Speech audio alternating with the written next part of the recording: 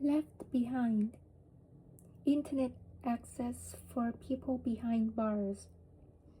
California recently promised to provide free computer tablets to all state prisoners by the end of 2021, allowing prisoners like me to email our loved ones through a highly restricted prison messaging service and download content like movies and books. It's a great first step, but without more open and frequent internet access, there's no way we'll ever truly keep pace with the changing world outside our prison walls. I've been locked up since 2003.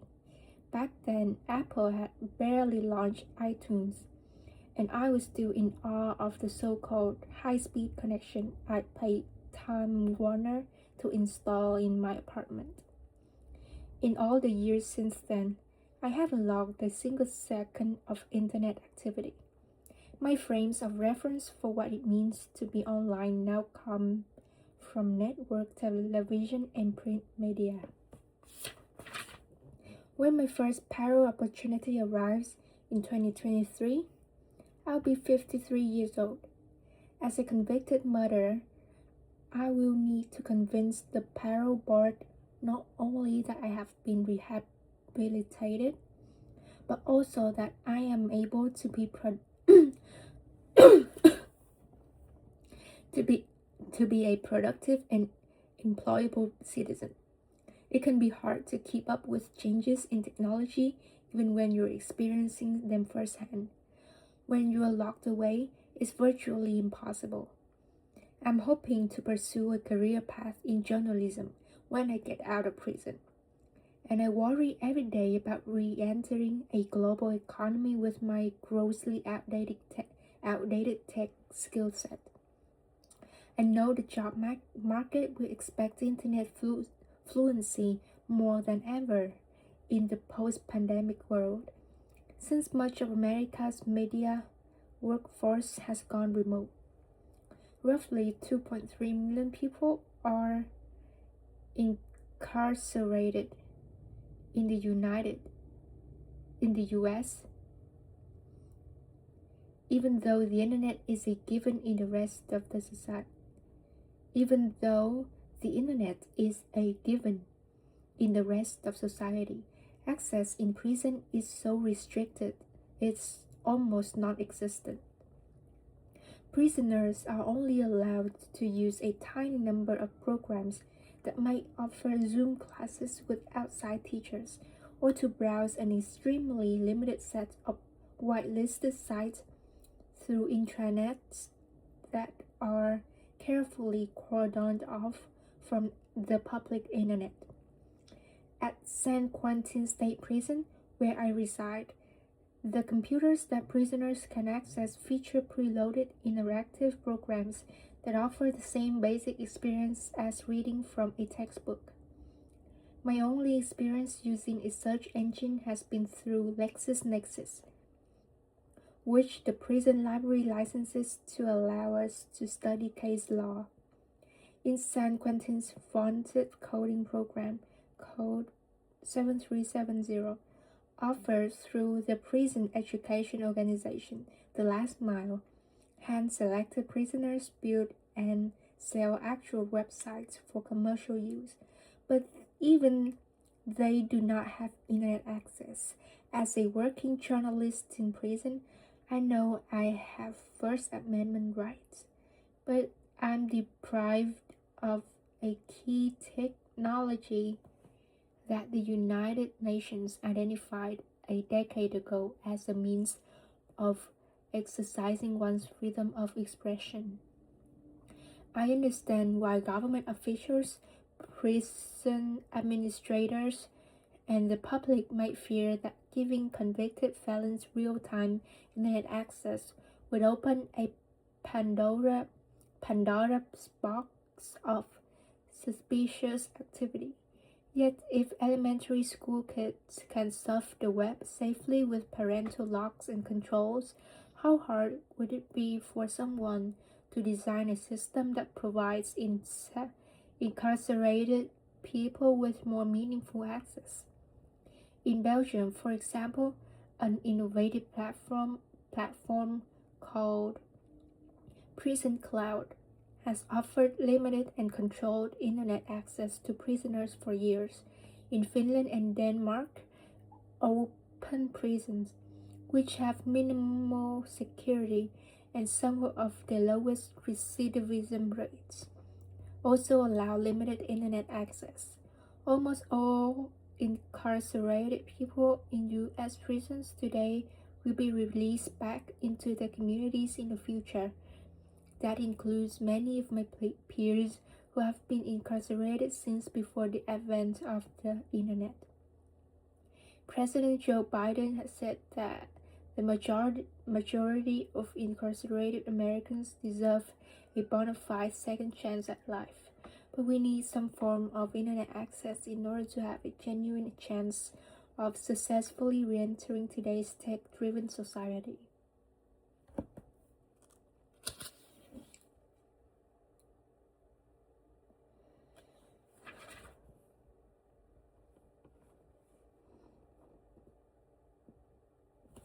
Okay, so this article talks about like the prisoners cannot get access to the internet in a world that almost use internet in everyday task and everything today. Yeah, everything nowadays need internet to like operate. And like they are like prohibited to use internet access, so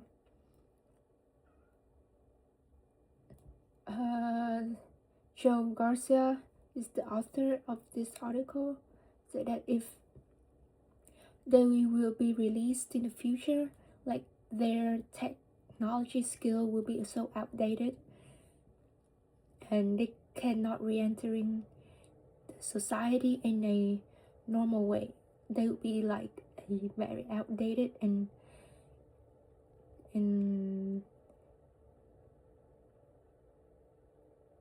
outdated people. And I think that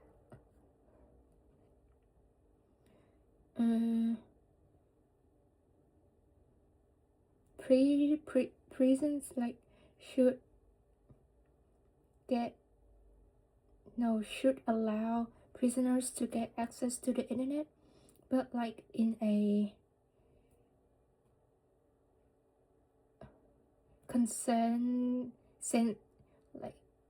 like they can create their own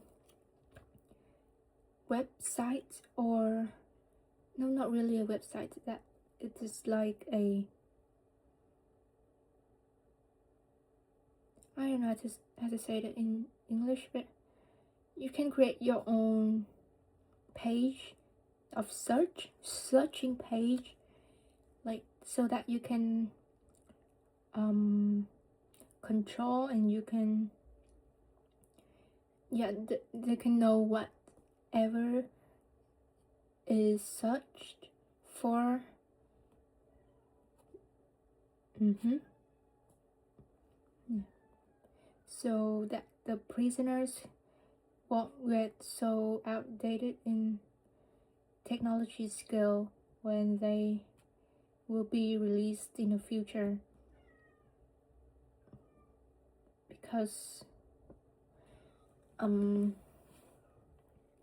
today's world is changing real fast thanks to the internet. So I would feel very sorry for those who cannot get access to the internet in a normal way. They will be missed out a lot of things. All can be good things and bad things too. Yeah.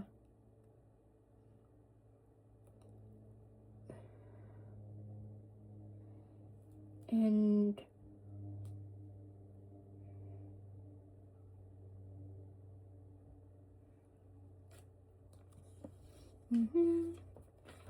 what else do I need to talk.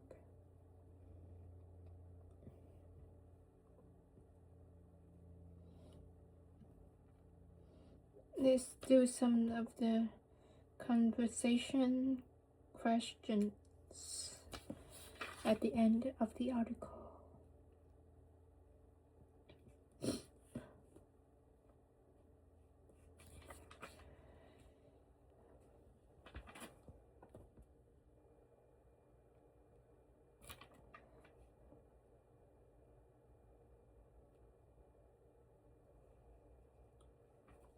According to Joe Garcia, how does the lack of internet access affect people who are currently incarcerated? What challenges do former inmates face once they leave prison because of the current limitations on internet access in prisons?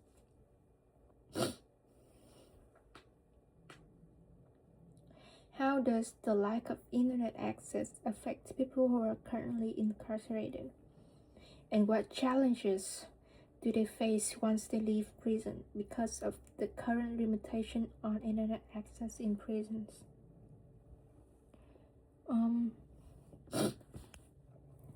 Like they will face a lot of challenges once they leave prison, because nowadays everything needs the internet to be operated. Like from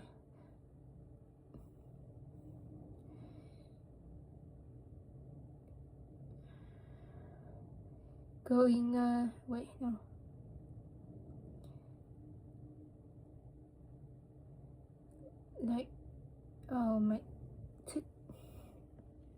I need a pause. Okay.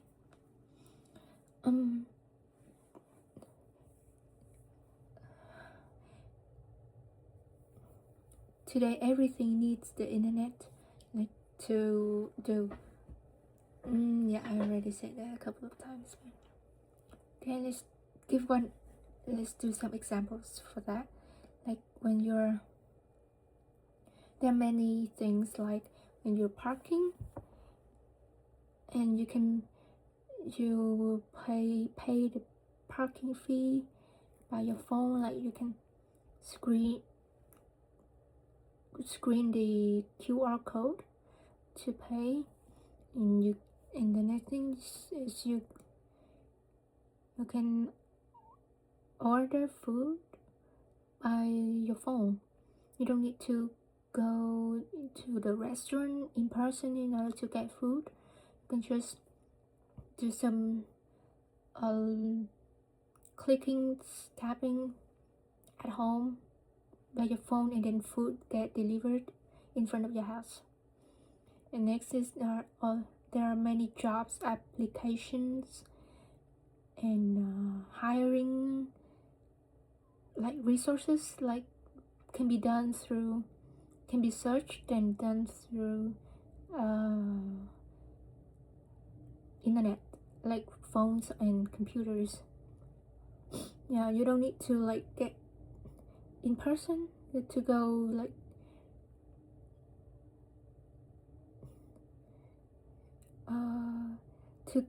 to actually go to the company that you wanted to in person and ask for the job application. You can just get that done online, which is very convenient and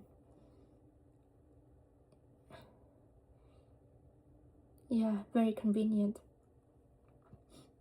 and time saving. And like the job interviews, you don't need to do in-person interview. You can just do that through Zoom or any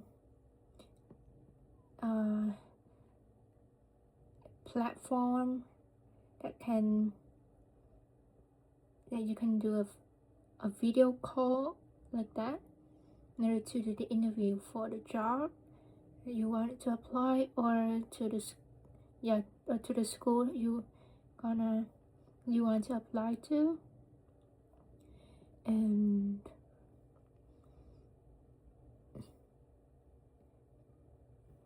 Yeah, actually nowadays everything needs the internet to to to run. I can't imagine if one day I cannot get access to the internet. Like I would be so crazy, be like a crazy person. Mm, yeah, I think that's all for today.